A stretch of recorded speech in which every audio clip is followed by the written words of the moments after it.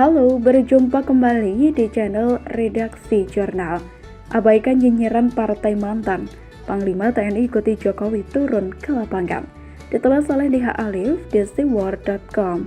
Kondisi Demokrat ibarat pepatah gajah di pelupuk mata tak tampak, koma di seberang lautan tampak. Masih belum hilang dari ingatan kita.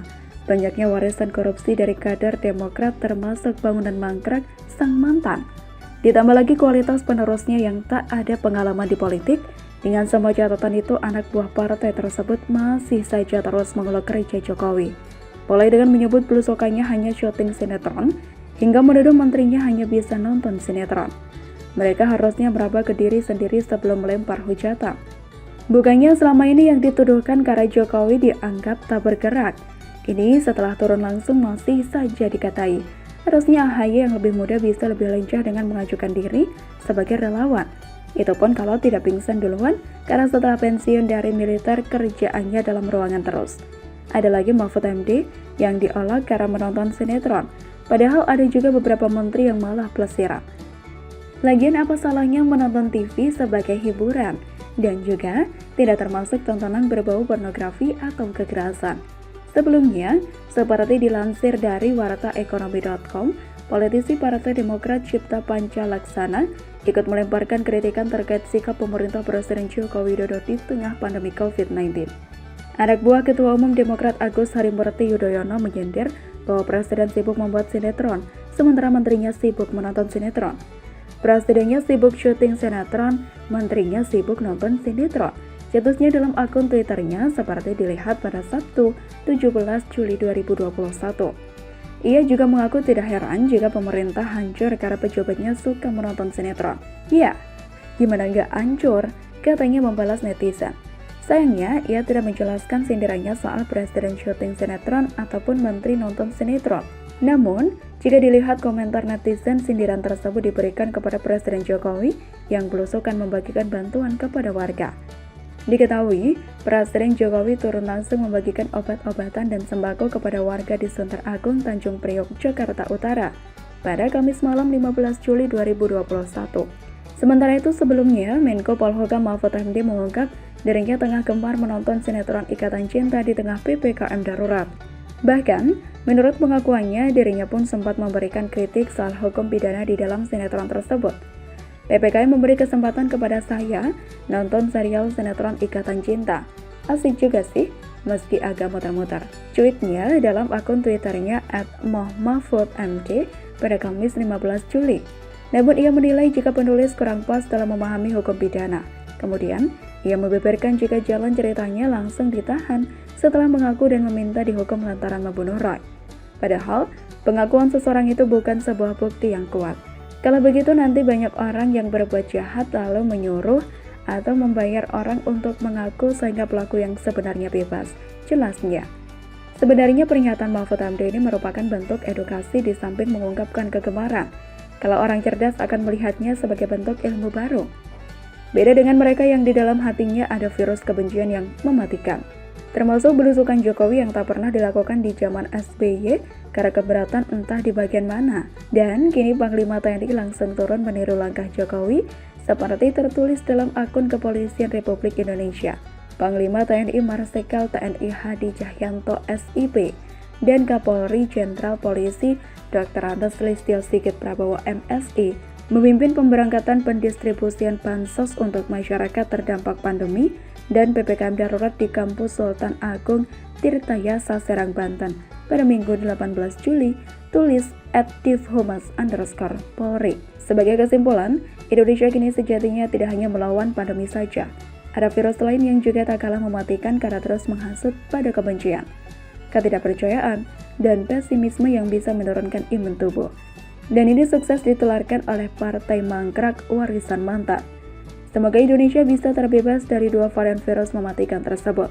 Dan doa kita agar Jokowi dan para pembantunya diberi kekuatan untuk menjaga dan melindungi Indonesia. Bagi mantan dan anak buahnya, sudah cukup 1 dekade kalian membawa kemunduran bagi bangsa. Kalau masih ada sedikit cinta bagi bangsa, biarkan Pak bekerja.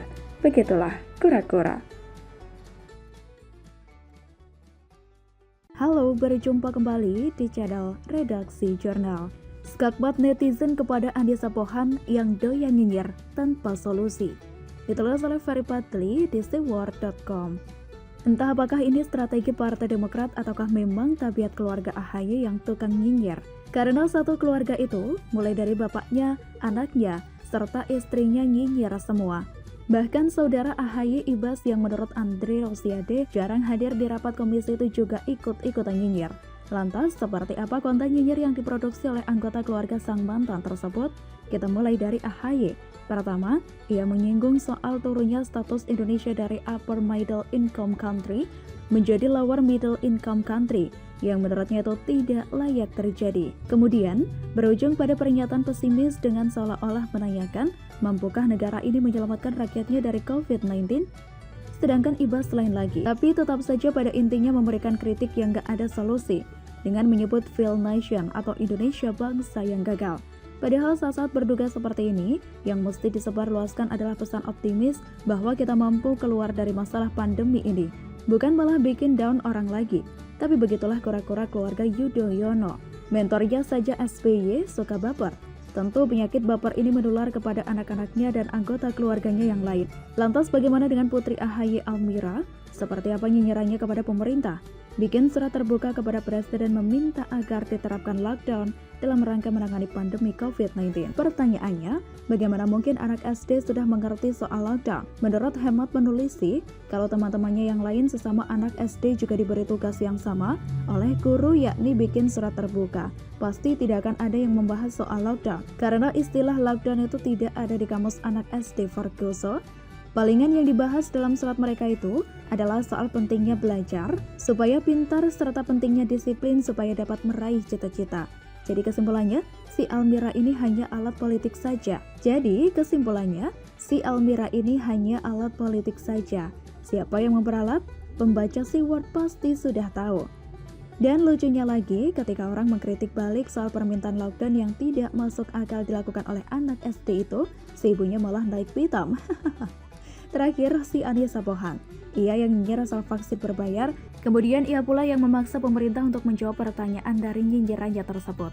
Padahal menurut Menko Perekonomian Airlangga Hartarto bahwa vaksin berbayar itu atas permintaan masyarakat sendiri, bukan ide dari pemerintah. Termasuk juga warga asing yang bekerja di Indonesia dan mau pulang ke negaranya harus wajib vaksin. Untuk itu mereka diberikan saja vaksin yang berbayar ini. Sedangkan WNI tetap dibebaskan memilih mau gratis atau berbayar. Lagian pula, sebagian warga Indonesia kan bermental kaya, nggak mau yang gratisan. Sehingga kalau mereka mau bayar, jangan juga dipaksa untuk ambil yang gratis. Pada intinya gratis dan berbayar itu hanya pilihan saja bagi warga negara plus 62. Tidak pelak, si Andisa ini pun langsung mendapat skakmat bertubi-tubi dari netizen. Mungkin ada benarnya juga peringatan, sebaiknya anak tidak dibesarkan dari uang hasil korupsi. Kayak gini kok pengen jadi ibu negara, suka menghina rakyat sendiri. Cuit pemilik akun Twitter @lin_aprilia. Memang betul sih, bapaknya Aulia Pohan kan koruptor. Sebelumnya pada tahun 1999 lalu, besan SBY itu diangkat menjadi Deputi Gubernur Bank Indonesia. Pada 2009 ia dihukum 4 tahun 6 bulan karena perkara korupsi. Dan pada tahun 2010 ia diperiksa oleh Pansus Bank Senturi. Jadi daripada sok-sokan jadi Social Justice Warrior atau SJW, mending Andisa menasihati saja dulu bapaknya supaya jangan korupsi lagi. Dan caranya pun cukup gampang, perlihatkan saja video iklan Partai Demokrat yang katakan tidak pada korupsi itu. Selanjutnya, ada juga pernyataan pedas dari netizen pemilik akun Twitter @jagubnyinyir2. Andisa Bahar yang peduli COVID, Andisa Pohan sibuk nyinyirin COVID-19. Kok jadi ada Andisa Bahar yang dibahas? Karena ia melakukan tindakan nyata, si penyanyi dangdut yang terkenal dengan goyang patah-patah itu melelang rumahnya seharga 4 miliar rupiah demi untuk membantu meringankan beban pasien COVID-19. Padahal suami Andisa itu mau jadi presiden loh, entah kenapa kelakuannya jadi kayak gitu. Karena jelas, ulah nyonya AHY tersebut secara tidak langsung telah menggali kuburan untuk karir politik suaminya dan Partai Demokrat sendiri. Nyinyirannya yang tanpa solusi itu telah membuat orang khususnya pendukung Jokowi benci atau antipati kepada AHY. Padahal suara pendukung Jokowi itu terbanyak se-Indonesia, yakni lebih dari 85 juta. Kenapa Andisa nggak berusaha menarik simpati mereka saja, daripada tampil seperti aktivis LSM tersebut? Namun, lagi-lagi ini pertanda kalau Partai Demokrat memang akan menjadi partai gurem pada waktunya.